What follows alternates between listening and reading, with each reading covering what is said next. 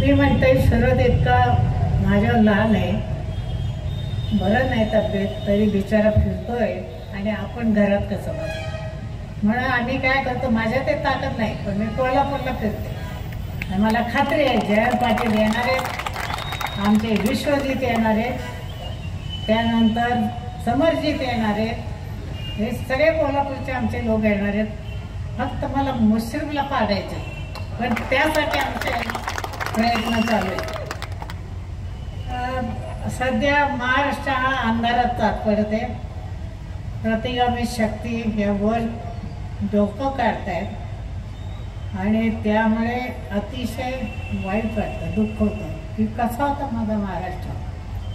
परवा मी सरोदेंचं भाषण ऐकलं, नाही ज्ञानेश महाराजांचं, की कसा झाला महाराष्ट्र, काय होता महाराष्ट्र आणि कसा झाला. म्हणजे रात्रभर झोपले नाही, अस्वस्थ झाले. आणि म्हणजे म्हटलं आमच्या पिढीला आमच्या आईवडिलांनी किती सुंदर विचार दिले, किती सुंदर आदर्श ठेवला आमच्या पुढं, आणि आम्ही आमच्या मुलांपुढं हा पुरोगामी विचार ठेवू शकत नाही.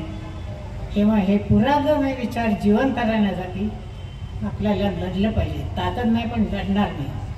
दुसरी गोष्ट ही BJPची विषवल्ली आहे, लक्षात घ्या. अत्यंत नालायक लोक आहेत. ही विषवल्ली मुळापासून उपटली पाहिजे.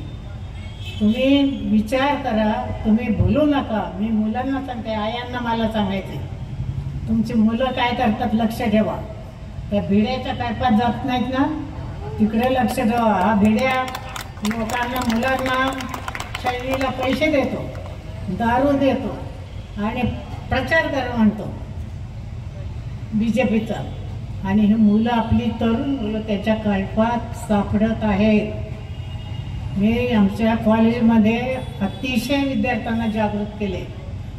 तेव्हा हे आयांनी लक्षात ठेवलं पाहिजे, आपला मुलगा मोबाईलमध्ये काय बघतो, आपला मुलगा कोणाच्या संगतीत आहे हे लक्ष ठेवा.